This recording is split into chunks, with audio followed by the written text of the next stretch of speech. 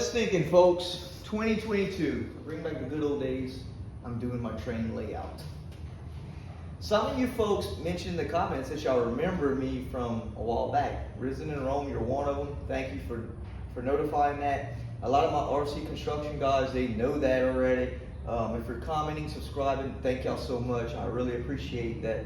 My analytics in this YouTube studio is doing pretty well for a new channel the way it is, and again, I appreciate it so much.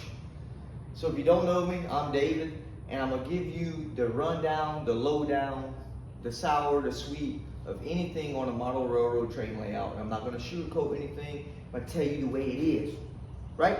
So to get started with things, guys, those folks that are new in the layout business and want to get a model train layout, don't take the fun out of it. Don't go to somebody else's layout and believing that you need to make your layout bigger or awesome like that. Guys, you can do your layout on whatever platform you want. You can do your track work the way you want. As long as you lay in track, having fun, and having a good time building your layout. So of course, a model train layout fulfills the need, at least for me, and maybe for y'all also. If you have that skillful spirit to build stuff and build things, a model train layout is perfect for that. I've been slacking lately on mine.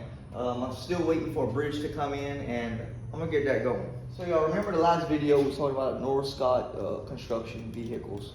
I'm gonna RC these little bad boys. Maybe not this one, but I'm gonna start looking into seeing how to get these things working. Oh my God, look how small that's gonna be. Oh, we're gonna see if we can do it. It'd be fun to drive your little RC around on your layout. I think that'd be pretty cool.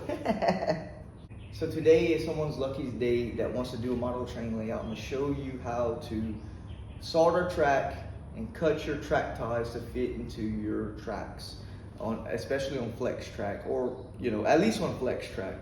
Soldering is gonna be for anything, any kind of track. So I'm gonna switch you around. I'm gonna get things going on that part. So turn on no soldering gun. And of course you got your solder, right? The solder I use, let me show you. Amazon solder is gonna be the skinny solder, the small solder, okay? And that's the numbers right there, that's what it is. It's a rosin core solder. It's 0.8 millimeters, right? Nothing to it. Very cheap. Things like $8 a roll. The next thing that I like to use is, you can use this, a Dremel, whatever you got, but I use this, right? We're not cutting no track. We're gonna cut the ties out to get this thing ready to solder.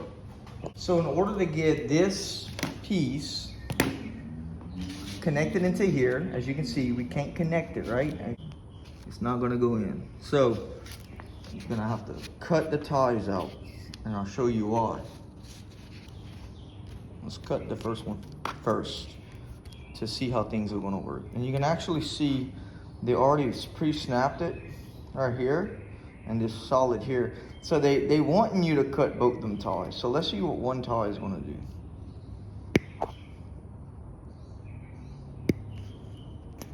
Okay. Snap it close to the tie like this. Don't catch your track. So all right, so you see how the rail is after I moved it and cut it. You just slide the rail with your finger. See how that moves back and forth? Okay, so this part, how it moves back and forth, this one don't move, but this one does freely. So you're gonna put this one, I don't know if you can see it, but this track is the movable track, and it's more this way. So that's the side you're gonna put that track on, okay? So you can see how that one tie is going to work. All right, you see how it's sitting like that, correct? You come with your little connectors. You cut your connector. I like to, see how these little nipple tabs sticking out? Cut that flush. And you get the second one. Cut it. So you got both your little connectors, right? So you're gonna put your little connector on, like so. Do your other one. Boom. So see it. You probably do better cutting both of them off, but we're gonna try to do just that one. Boom. There it is. She's fitting in. You bring it to this side. This side, you can see where it's flush. Of course, you got to cut both these ties back also. 2 ties is probably what you want to do, but if you can get away with 1 tie and they work, go with it, okay? All right, you want to make sure that the transition is decent, which in my case it is. And you're going to get your solder out, right? This is the way I like to do it, okay? You gotta kind of get down. See how I lay it in front like that? I lay it kind of in the track. Lay it kind of like this. Now I already have a hot gun. It's set on 800. Right, well no, 8.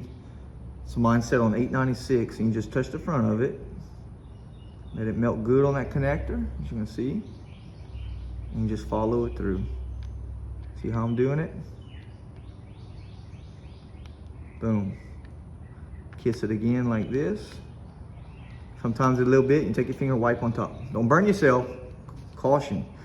I advise, you know, you don't have to, but I do mine. So I'm not afraid to burn my finger a little bit. So wipe the top, or keep your little rag and wipe it. You're done. Plain and simple. And on the other end, it's gonna be the same way.